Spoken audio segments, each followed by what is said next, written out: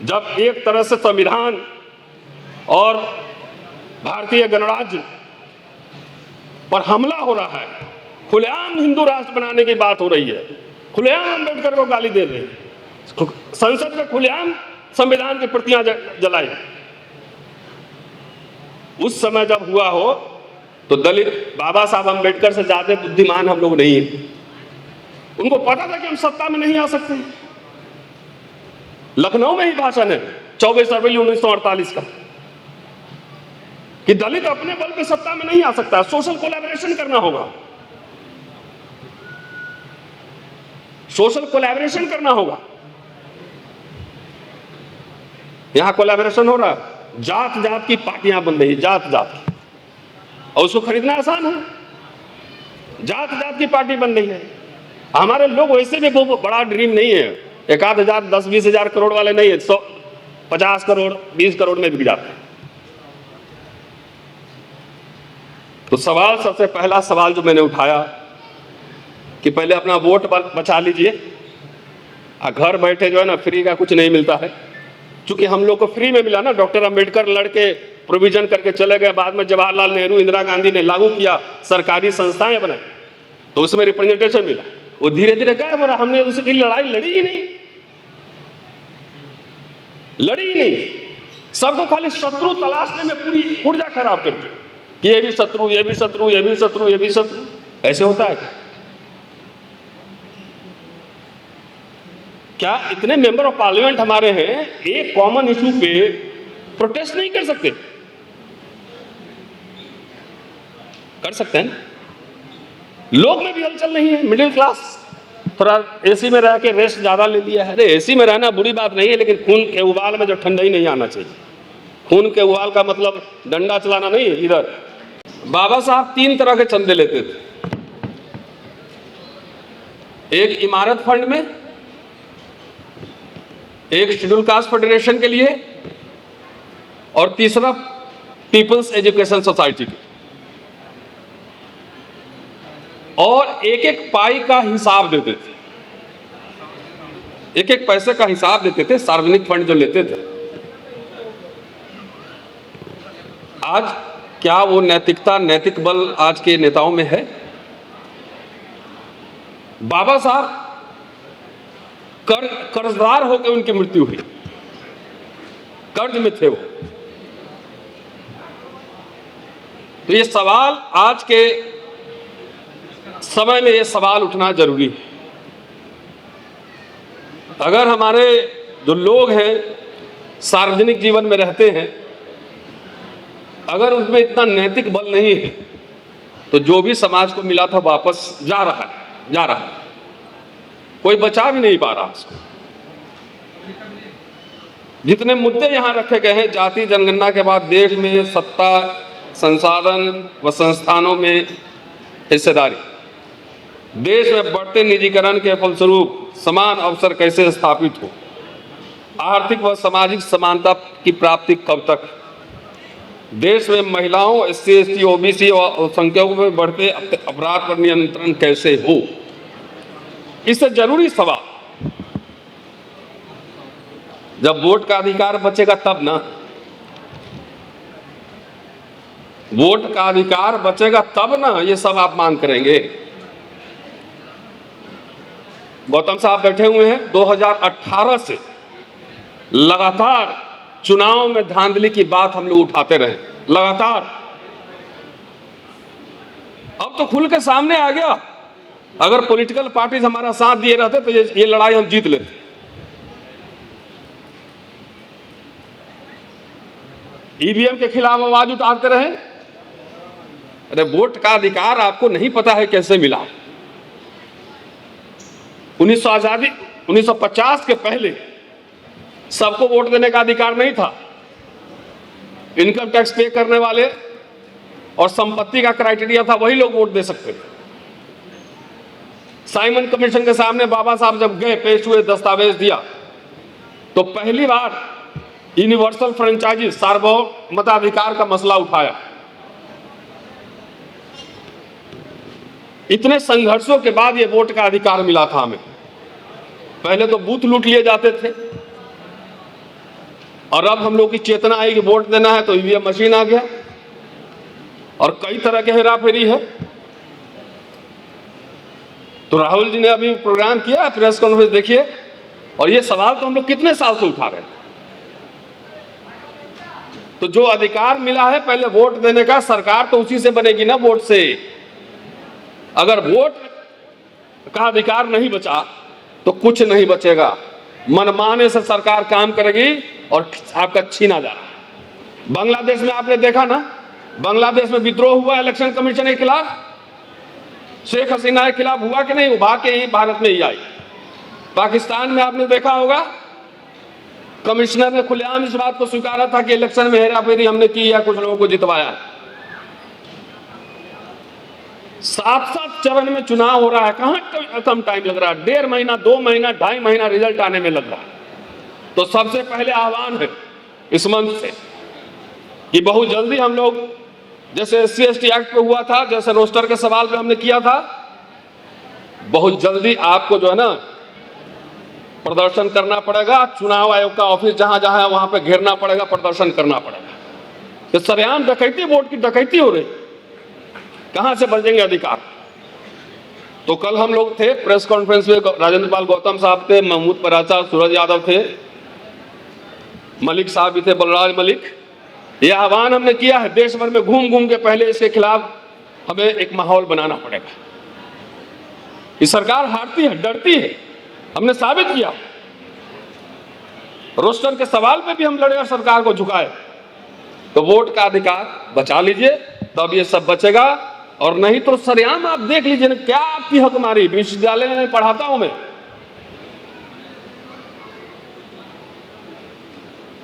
आपको पता है 1942 में 1056 ICS, जो IAS कहते हैं, 1056 ICS थे, उसमें से शेड्यूल कास्ट सिर्फ एक था। बाबा साहब ने क्या कहा उसी मेमोरेंडम में? Grievances of schedule caste viceroy को उन्होंने सबमिट किया था। उसी मेमोरेंडम में कह रहे हैं कि शिक्षा और नौकरी का सवाल हमारे लिए जीवन मरण का प्रश्न है। शिक्षा और नौकरी का सवाल हमारे लिए जीवन मरण का प्रश्न है। हमारे सारे रास्ते बंद हैं। हम व्यापार नहीं कर सकते हैं क्योंकि सिस्टम इजाजत नहीं देता। हम पढ़ नहीं सकते। उन्होंने कहा कि अगर हमारे हाथ में हथियार पकड़ाए रहते तो भारत कभी गुलाम नहीं होता। ये डॉक्टर अंबेडकर के स्टेटमेंट है।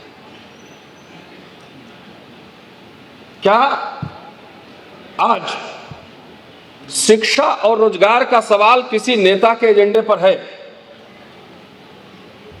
इसमें इतने दलित, बहुजन, तमाम तरह के प्रोग्राम्स होते रहते हैं। कभी आपने शिक्षा के सवाल पर कोई सेमिनार सुना है, देखा है? स्कूल कॉलेज के क्या हाल है आप जानते हैं? उत्तर प्रदेश में हजारों स्कूल बंद किए जा चुके हैं। सोशल मीडिया में पढ़ा, अखबार में छपा। कोई आंदोलन है, कोई मूवमेंट है, कोई डिमांड है? कोई डिमांड नहीं। क्यों? हम मिडिल क्लास लोग, जिनके दाल रोटी का इंतजाम हो चुका है, कपड़े का इंतजाम हो चुका है, अपने बच्चों के लिए अंग्रेजी स्कूल का इंतजाम कर चुके, क्या ये सवाल किसी सेमिनार में उठता है? और मैं समझता हूं कि हम लोग ईमानदार लोग नहीं। दलित मिडिल क्लास का जो फॉर्मेशन है, दलित मिडिल क्लास, उसका फॉर्मेशन सिर्फ और सिर्फ एजुकेशन और सरकारी नौकरी से हुआ है। सरकारी नौकरी से हुआ। क्या हमने थैंक यू बोला किसी को? स्पेशल कंपोनेंट की बात कर रहे थे, अभी प्राचा साहब बात करके गए हैं। स्पेशल कंपोनेंट कौन लाया था ये पता है? इंदिरा गांधी लेके आई थी। कभी थैंक यू बोला? गैस एजेंसी, पेट्रोल पंप में रिजर्वेशन मिला, थैंक यू किसी को बोला? नौकरियों में आरक्षण मिला, थैंक यू बोला? नहीं बोलते। इसलिए जो रूलिंग एलीट है, रूलिंग एलीट समझ चुका है कि इस जमात में, दलित जमात में खाली इलेक्शन का कीड़ा बैठा हुआ है। इलेक्शन का कीटाणु काटा हुआ, इसको नौकरी रोजगार ये सबसे कोई मतलब नहीं तो आप देखिए विश्वविद्यालय महंगे होते जा रहे हैं। अंग्रेजी स्कूल में आप पढ़ा नहीं सकते हैं, प्राइवेट यूनिवर्सिटी में मैं नहीं पढ़ा सकता। कोई हलचल है कहीं? सरकारी स्कूल का बुरा हाल है। इसलिए ये बात मैं कह रहा हूं, आप बोलेंगे कि बाबा साहब ने आरक्षण का प्रावधान संविधान में कर दिया, तो कर दिया तो आरक्षण अपने आप लागू हो गया, तो उसको कोई लागू करेगा? संविधान तो अभी भी तक खत्म क्यों हो रहा है? ये सवाल पूछिए, ये सवाल पूछिए कि संविधान तो अभी भी है। अरे उसी कॉन्स्टिट्यूएंट असेंबली में जब 25 नवंबर को भाषण दे रहे थे, बाबा साहब ने क्लियर कट कहा था कि कोई संविधान अच्छा या बुरा नहीं होता, लागू करने वाले लोगों की प्रकृति कैसी है उस पर डिपेंड करता है। संविधान अच्छा हो, लागू करने वाले लोग बुरे हो, संविधान खराब हो। संविधान बुरा हो, लागू करने वाले लोग अच्छे हो, संविधान अच्छा हो। 1980 के दशक तक, 1980 के दशक तक कह रहा हूं, महज 30 साल इंडियन रिपब्लिक थे। भारतीय गणराज्य और संविधान के महज 30 वर्ष, 20 लाख SC ST कर्मचारियों की फौज खड़ी हो गई। ये कोई कम काम था? ये भारतीय रिपब्लिक, इंडियन रिपब्लिक की शानदार उपलब्धि थी, उसको हमने सेलिब्रेट नहीं किया, सबको गाली दिया। अगर पब्लिक सेक्टर यूनिट नहीं बने रहते, सरकारी संस्थाएं नहीं बनी रहती, तो आरक्षण जो है ना, दीवार में फोटो लगा के टांग देते हैं कि वहां आरक्षण, जैसे अभी हो रहा है। जो मिला था वो भी वापस जा रहा है, सबको गाली दिए जा रहे हैं। क्योंकि मैंने देखा ओबीसी के जितने प्रोग्राम्स हुए, हमारे लोग, इंदिरा गांधी इमरजेंसी पे अभी बहस हो रही थी, तो हमने एक पोजीशन रखा कि किसी के लिए होगा इमरजेंसी, दलितों के लिए कोई इमरजेंसी ना था। दलितों का था 2500 साल से इमरजेंसी ही लगा हुआ है। इंदिरा गांधी ने जितने अफर्मेटिव एक्शन किए भारत के इतिहास में, जगजीवन राम और इंदिरा गांधी ने जितने अफर्मेटिव किए, उसकी वजह से सरकारी नौकरों की फौज खड़ी हुई। कभी किसी को शुक्रिया ही नहीं बोलते। सब मनुवादी हो गए, सब मनुवादी हो गए। अरे कुछ दोस्त भी तलाशी यार, कुछ दोस्त भी तलाशी। और जो दलित हिंदू राष्ट्र की पालकी धो रहा है वो कौन है? बाबा साहब ने schedule caste manifesto 1951 clear cut लिखा था कि आरएसएस और हिंदू महासभा जैसे दलों से हमारा कोई गठबंधन नहीं होगा। और आज तो बेशर्मी से लोग टिकट ले रहे हैं और चुनाव लड़ रहे हैं और मंत्री भी बन रहे हैं। जात का एक खाली आपको देगा मंत्री लेके झुनझुना बजाते रहे। अरे एक नौकरी मैं पढ़ा रहा हूं तो मुझे 3 लाख रुपए सैलरी है। एक नौकरी से पूरा परिवार चलता है और वैकेंसी उसमें बहुत लिमिटेड है। बिजनेस की ओर बढ़ी, व्यापार करवाई, बिजनेस मैनेजमेंट पढ़ाई। 1943 में दिल्ली में ही बाबा साहब ने कहा था श्रमिकों की सभा में कि सत्ता तो मिल जाएगी, क्रांति तो हो जाएगी, चलाओ कैसे? बार बार पढ़िए। बाबा साहब ये कह रहे हैं कि हमारे कार्यकर्ताओं को चाहिए कि उनको इतिहास, राजनीति, विज्ञान, अर्थशास्त्र की जानकारी हो, वो अंग्रेजी बोलना सीखे। ये सब बाबा साहब को नहीं पढ़े। बाबा साहब जैसे मैं मंडल कमीशन में बोल रहा था कि अर्जुन सिंह का नाम भी नहीं लेता है लोग। क्यों?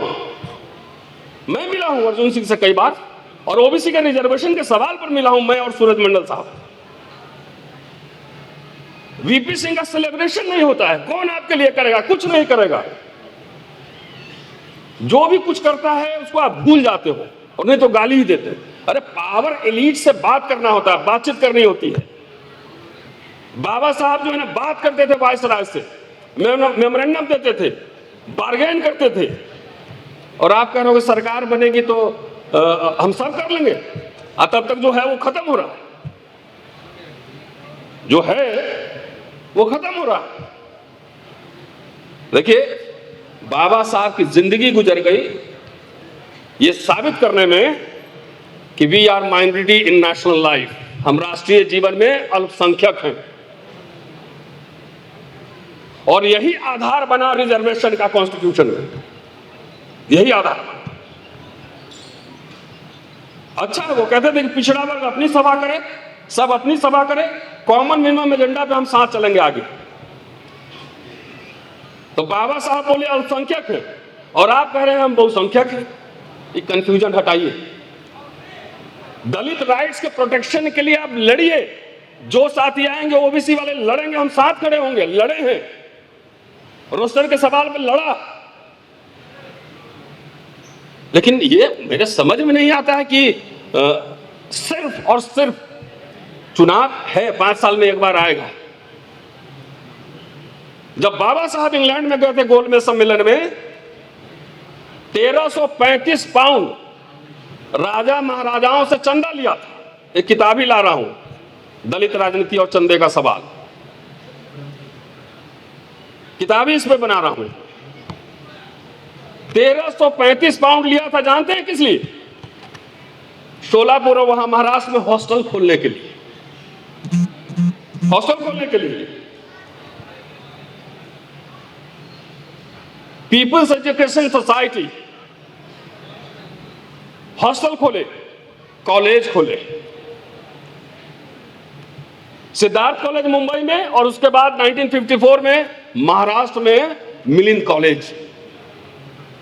उन्होंने कहा कि अब मैं अपना ध्यान अब धर्मांतरण और शिक्षा पे लगाऊंगा, राजनीति में मेरी दिलचस्पी अब उतनी नहीं। तो कॉलेज यूनिवर्सिटी क्यों खोले? वो भी महल अपना बना लेते।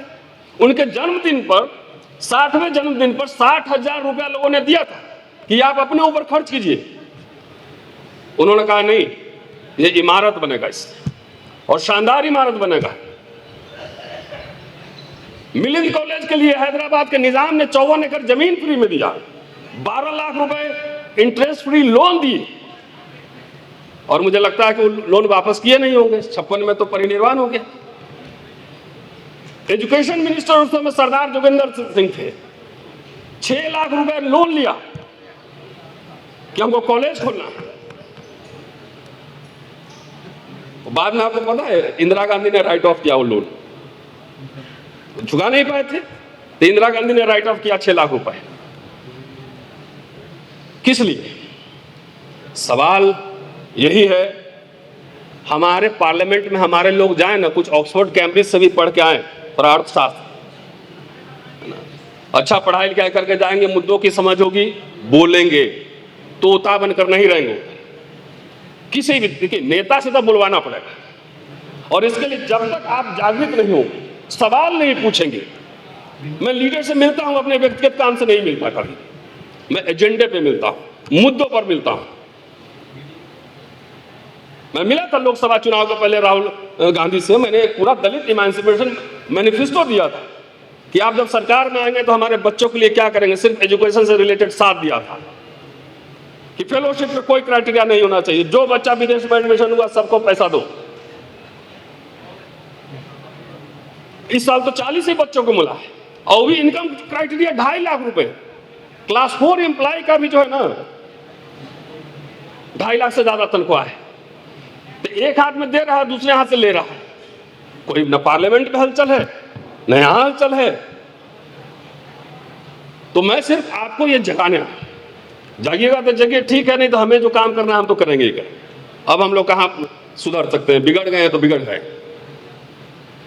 एजुकेशन खत्म, सब कुछ खत्म, ये समझ लीजिए। नौकरियां, लाखों लाख नौकरियां मिल सकती है, अभी भी है, अभी भी है। आधा कॉन्ट्रैक्चुअल कर दिया, प्राइवेट हो गया, कोई हलचल नहीं। बाबा साहब ने जो आपको राइट्स दिए, किस लिए दिए? ऐसा है कि आप पैसे आपने खर्च नहीं किए, करोड़ों करोड़ों चंदा दिया आपने, करोड़ों करोड़ों, यही सरकारी बाबू लोग चंदा दिया। लिए एक बढ़िया अपना कॉलेज खोलने के लिए पैसा नहीं दिया। रिसर्च पे हमारा समाज एक ढेला नहीं खर्चा करता है, कुछ नहीं। झूठ बोल देंगे ना अभी मुकेश सिद्धार्थ जी को कि चलिए आपका टिकट कंफर्म कराते हैं विधानसभा का, तो 2 करोड़ रुपया लेकर तुरंत आ जाए। ऐसा है ना, लोग आते हैं। लेकिन बोलेंगे रिसर्च पे हिस्ट्री, बाबा साहब ने कहा था हिस्ट्री शेरनी का दूध है जो पिएगा दहाड़ेगा, है? लेकिन हिस्टोरियन कहां बना रहे हैं, इतिहासकार कहां है, पॉलिटिकल साइंटिस्ट कहां है, उसमें कितना इन्वेस्टमेंट हो रहा है समाज का। बोले 2 साल का छुट्टी ले रहा है भाई, इसको स्कॉलरशिप दीजिए। कोई स्कॉलरशिप दलित समाज ने बनाए? एक बार एक बच्चे को लंदन भेजने के लिए हमने क्राउड फंडिंग की थी, एक को जर्मनी भेजने के लिए, एक बच्ची अभी कलकत्ता में लेदर टेक्नोलॉजी कर रही है, उसको 5.5 लाख दिए, एक को 25 लाख दिए थे। ये इसलिए कह रहा हूं कि एक रास्ता दिखाया था कि आप सरकार जब विड्रॉ कर रही है तो समाज भी इसके लिए खड़ा हो। अभी भी कल मेरे पास एक लड़का आया था, ये लोगों ने, हमारे यूट्यूबर दिल्ली के साथी है, इन लोगों ने थोड़ा क्राउड फंडिंग किया उसके लिए।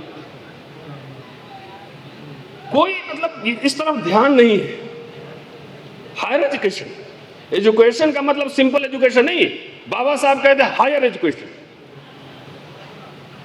कोई इसमें चर्चा नहीं होती है, खाली चर्चा होती है कि भाई हमको टिकट मिल जाए और ये हो जाए। मैं अमूमन देखता हूं, इसी में से अभी बोल दूंगा कि 25 विधानसभा का टिकट बांटना है और 25 आदमी को 100 करोड़ का बिजनेस कराना है, कौन सा पसंद करेंगे? तो मैं जानता हूं कि 25 टिकट पसंद करेगा, पहले 100 करोड़ का बिजनेस पसंद नहीं करेगा। तो इसीलिए जो लोग हमारी आवाज भी उठा रहे हैं, खाली शत्रु मत तलाशिए, वर्ग मित्र भी तलाशिए। सारे चमचे हो गए, सारे मनुवादी हो गए, ऐसे थोड़ी होता है। संविधान सभा में कितने दलित थे? एक, डॉक्टर अंबेडकर। अगर उसमें कंसेंसस नहीं बनता कि दलितों को रिप्रेजेंटेशन, आरक्षण दिया जाए,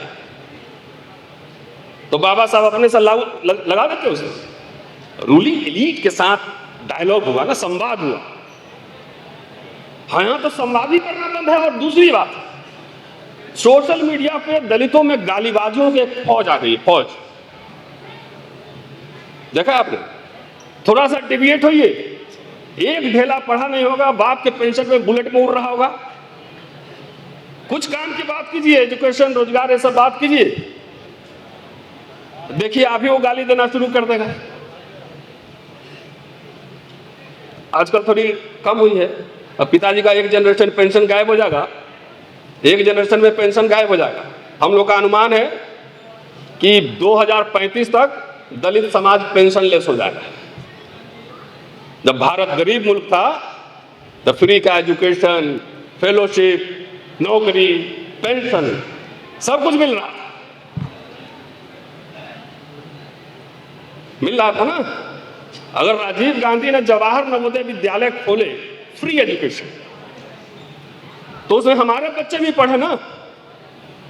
आज उसमें भी फीस लगाया जा रहा है, पता है? हर जगह पैसे लगाए जा रहे हैं। अमीर भारत हो गया तो नौकरी भी गायब, पेंशन भी गायब, एजुकेशन भी गायब। कोई आपको देगा नहीं। और जात पात के चक्कर में हटिए, आइडियोलॉजी पे आइए। जिससे मैं नफरत करता हूं, जिसकी वैचारिकी से, उस खेमे में अगर मेरा भाई भी होगा ना, तो 1 लाख रुपया खर्चा करके जाकर चुनाव में हरवाऊंगा उसको, मैं हरवाऊंगा। खाली सत्ता पाने के लिए, खाली कुर्सी पे बैठने के लिए हर जगह मत्था मत टेकिए।